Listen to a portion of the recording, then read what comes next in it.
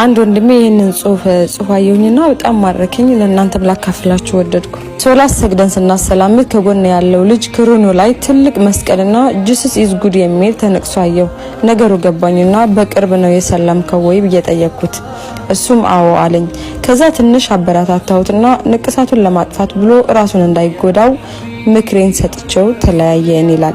ከዛም የአላህ ስራ በጣም ደነቀኝ ይላል። ይህ ልጅ መስቀሉንና ኢየሱስን የተነቀሰው በልቡ ያለውን እምነት በገጹም ላይ ለማጥበቅ ነው። ሲነቀስ ክርስትናን እለቃለሁ ብሎ ፈጽሞ አያስብም። ነገር ግን ቀልብን እንዳሻው ገለባባጭ ሆኖ አላህ Subhanahu Wa Ta'ala ክህደቱን ቆዳው ላይ ቢነቀሰውም ልቡን አጽድቶ እስላምን ወፈቀው። ሙሽሪኮች እስከ ፍጻሜያቸው ሊክዱት ቆርጠው ግንባራቸው ላይ መስቀልን ቢነቀሱ እንኳን አላህ Subhanahu Wa Ta'ala በደግነቱ ሰበበል ሂዳያን ይወፍቃቸዋል። ይህንን ደግነት ችሎታ ከአላህ በስተቀር ማንም ሊሰጣቸው የማይችል ድንቅ የአላህ ጥበብ ነው። አልሐምዱሊላህ አላ ኒዕመተል ኢስላም።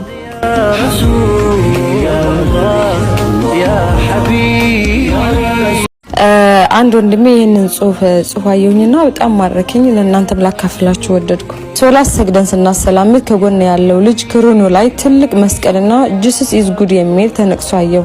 ነገሩ ገባኝና በቅርብ ነው የሰላምከው ወይ ብዬ ጠየቅኩት። እሱም አዎ አለኝ። ከዛ ትንሽ አበረታታሁትና ንቅሳቱን ለማጥፋት ብሎ ራሱን እንዳይጎዳው ምክሬን ሰጥቼው ተለያየን ይላል። ከዛም የአላህ ስራ በጣም ደነቀኝ ይላል። ይህ ልጅ መስቀሉንና ኢየሱስን የተነቀሰው በልቡ ያለውን እምነት በገጹም ላይ ለማጥበቅ ነው።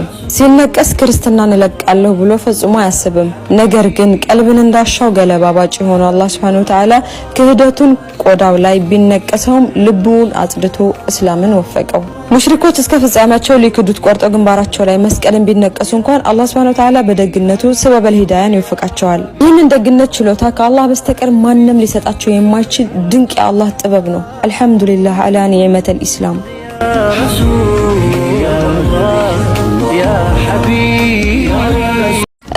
አንድ ወንድሜ ይሄንን ጽሁፍ አየሁኝና በጣም ማረከኝ። ለእናንተም ላካፍላችሁ ወደድኩ። ሶላት ሰግደን ስናሰላምት ከጎን ያለው ልጅ ክሩኑ ላይ ትልቅ መስቀልና ጂሰስ ኢዝ ጉድ የሚል ተነቅሶ አየሁ። ነገሩ ገባኝና በቅርብ ነው የሰላምከው ወይ ብዬ ጠየቅኩት። እሱም አዎ አለኝ።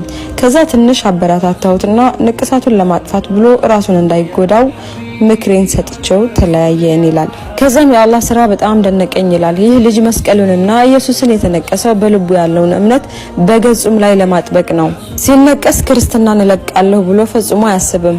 ነገር ግን ቀልብን እንዳሻው ገለባባጭ ሆኖ አላህ Subhanahu Wa Ta'ala ክህደቱን ቆዳው ላይ ቢነቀሰውም ልቡን አጽድቶ እስላምን ወፈቀው።